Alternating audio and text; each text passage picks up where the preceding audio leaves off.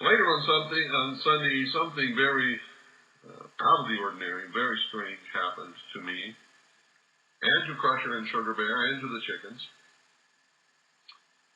I was cooking in the kitchen, and the oven door slipped out of my hands and dropped straight down, and it sprung the hinge part of the door, and so I needed my big rubber mallet to fix it. And it was in the trunk of the car, and I went out to opened the trunk of the car and fishing around. I got the mallet, and I stood up, and I looked over. It's just a natural thing. It's the way I was facing. I looked over where Crusher was, and the strangest thing happened. And I'm really still pretty not bothered, not perturbed, but kind of weirded out by this. There was a large, very large puma, mountain lion, walking right across the driveway, right in front of Crusher, who was lying down beside the 58 Chevy, and actually behind the 58 Chevy. And Crusher was just watching this mountain lion walk across the drive, and Crusher could have jumped right on it easily, but he didn't even bark. He didn't bark at this big cat. He didn't show the slightest signs of being disturbed at all. It was like they knew each other. And the cat kept walking across the yard right straight toward me.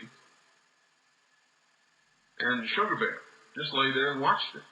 Didn't bark, nothing. The chickens, which normally if just a house cat comes around, they go running for the protection of the dogs. They just kept pecking around the yard like nothing was going on. And I had this strange feeling like something really out of the ordinary was happening, and of course it was. And I didn't know what to do. I was wearing my .45 automatic, and I know that mountain lions are terribly dangerous, but they very seldom ever attack humans. This one was not skinny. He looked healthy. His coat looked healthy. He walked right over to me, sat down in front of me. I had my right hand up on the trunk lid. I was ready to close it when I stood up. And in the left hand, I had my mallet. On my right hip, I had my .45 automatic. And going through my mind is, should I shoot this thing, or should I, wait until it attacks me, or what? What do I do? I mean, I've never seen anything like this in my life. And this cat was purring, this real, deep-throated purr, like cats do, real loud. It sat there and looked me right in the face for just a few seconds, and then it got up and just walked away toward the south and went down the hill. And there's a couple of houses down there. One of them's vacant. And I was just absolutely amazed. I'm still amazed, folks. I don't know really what happened there or what it all means. But mountain lions are not rare in this part of the country. They're all over these mountains. They very rarely come into town or in populated areas. In fact, I don't know of any ever doing that at all around here. Every once in a while, an elk will come into town and walk down Main Street, and usually leaves town followed by a whole trail of pickup trucks. The guys that don't know how to really hunt, that's the only way they can get an elk sometimes.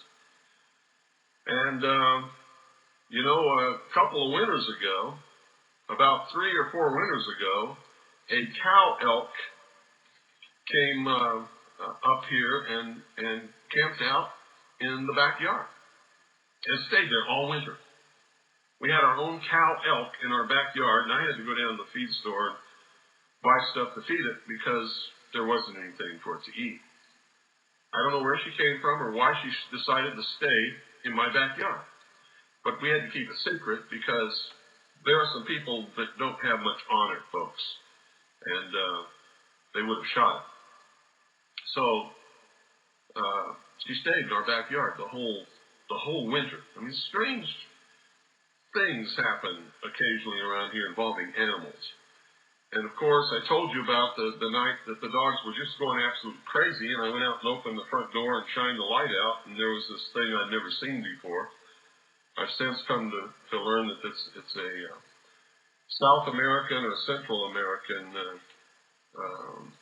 predator that you don't normally see in North America, and I've never seen before in my life, not even in zoos or anything. So that's the latest animal experience up here at Bill Cooper's strange, weirded out house. If anybody's got any explanation for that, I'd sure like to know what it was. I wasn't afraid of it, but I didn't want to get all clawed up and have my throat ripped open by a full-grown mountain lion either. But I had this strange feeling that if I let go of that trunk lid and reached for my .45, it would have been the wrong thing to do. So I didn't do anything. I just stood still, and it just got up and walked away. Really, really strange.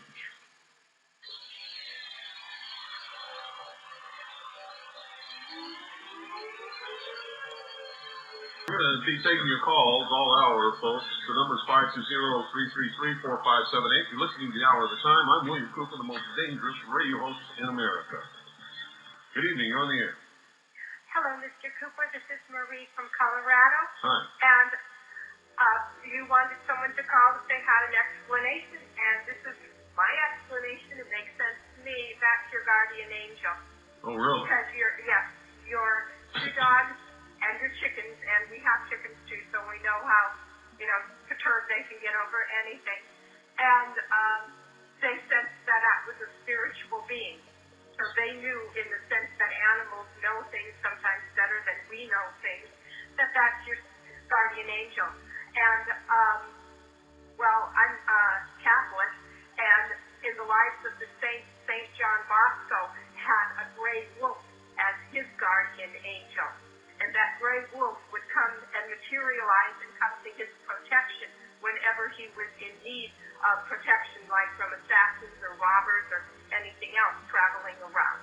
And my theory is that, and I think it's a good one, that's your guardian angel. Well, I certainly hope you're right. I really do hope that you're right about that. Oh, I left another incident out too. The ravens. Crusher plays with these ravens who fly around up here, and they'll come and strut up and down just out of reach of his chain so he can't get to them. And they tease him, and as a reward for him playing with them and playing their game, they'll go out and they'll find bones and they'll come back and drop them for Crusher to eat. Wow. Isn't that strange? I've told that story before on the air, and it's still going on. It still happens. Wow, that's something. Yeah. But just the fact that, you saw your favorite John Wayne movie. And it's just that I think that God holds you in the palm of his hand. Oh, boy. Well, I certainly hope that that's true. Okay, well, you have a good evening and God bless you. Thank you very much. Thank you for calling. You're welcome. Bye-bye. 520-333-4578 is the number. I know that somebody was taking care of me in Vietnam, I'll tell you that right now. That's a fact. I could feel it. And I had premonitions and knowledge of things on that river that nobody else had. I always knew when we were going to be attacked, when my boat was going to be hit.